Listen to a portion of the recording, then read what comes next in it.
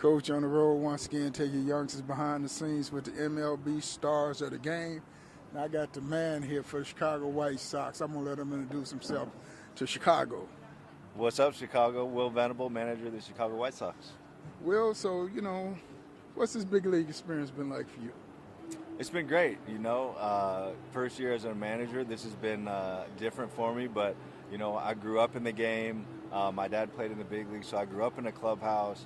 Right after college, got into playing pro ball myself and then got into coaching. So I'm just fortunate to be involved in another major league season.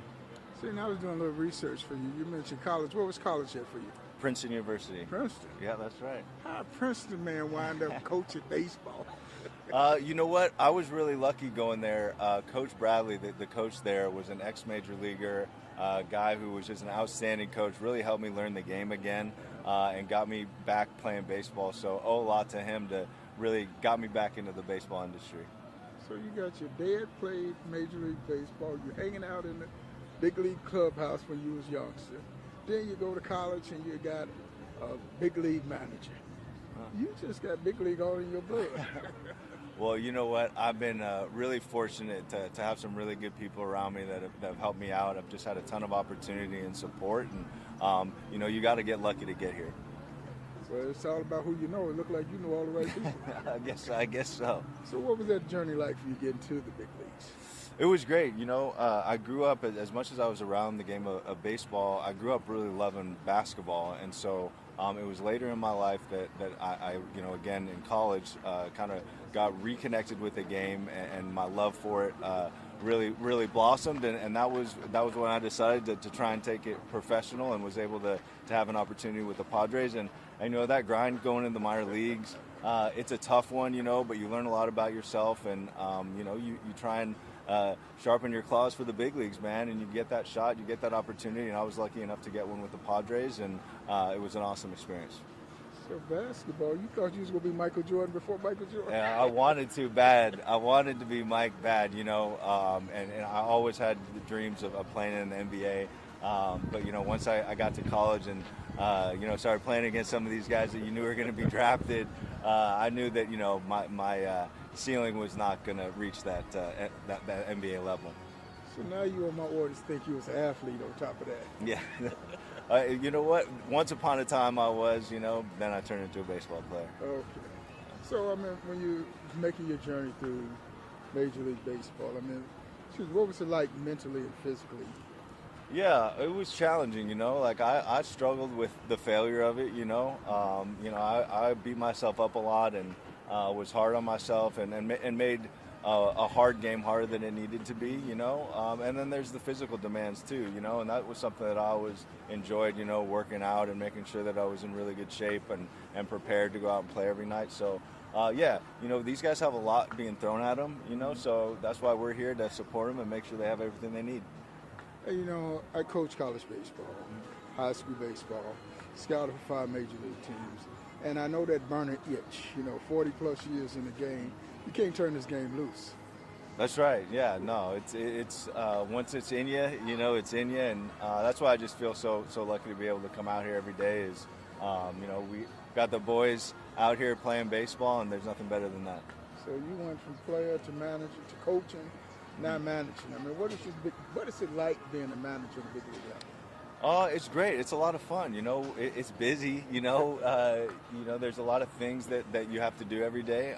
But I love the responsibility. The in-game stuff is great. To strategize and try and get your guys through the game and put them in the right spots.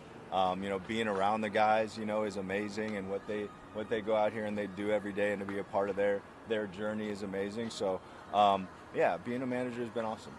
And I've always said that I would tell guys that this game keep me young, being around these youngsters. That's right, and it really does. You get to be in the clubhouse and you get to be part of the game. And it'll keep you young, and at the same time that it'll make you old and make you want to pull your hair out and turn your hair gray. But we have fun, man. Lucky to be here.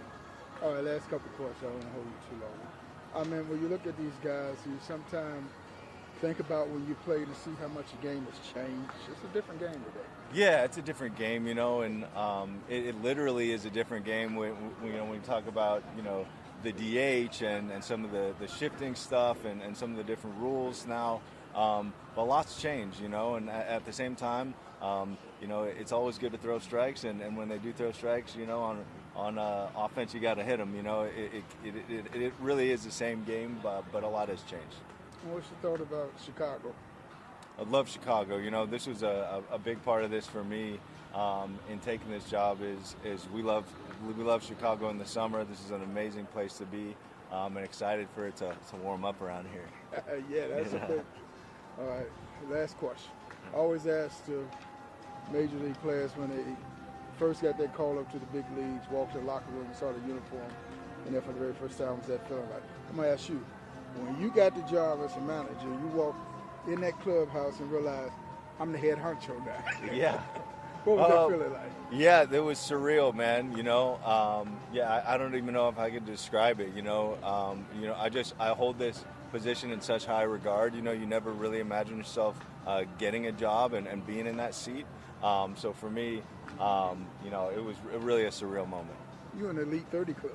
Yeah, it's a big deal, man. No, and you know that's you know, you just know how special the opportunity is, man, and that's why we go out here for all of us. You know, go out here and fight and compete every day. Coach with the man, Will Venable. All right. All right, thanks a lot. Appreciate it. You got it. The Diary of a Coach. Former MLB Scout. 40 years, I just can't tell it all. Chapter 4. MLB Scout. New York Mets. One day, Coach Franklin called and asked me to scout for him. Without hesitation, I signed the contract, officially becoming a scout for the New York Mets. Pittsburgh Pirates. This experience opened the door that led me to scout for the Pittsburgh Pirates under Billy Brick, a man I deeply respected. He had a reputation that resonated throughout MLB and beyond the baseball community. His belief in me made all the difference, and I honor his memory today.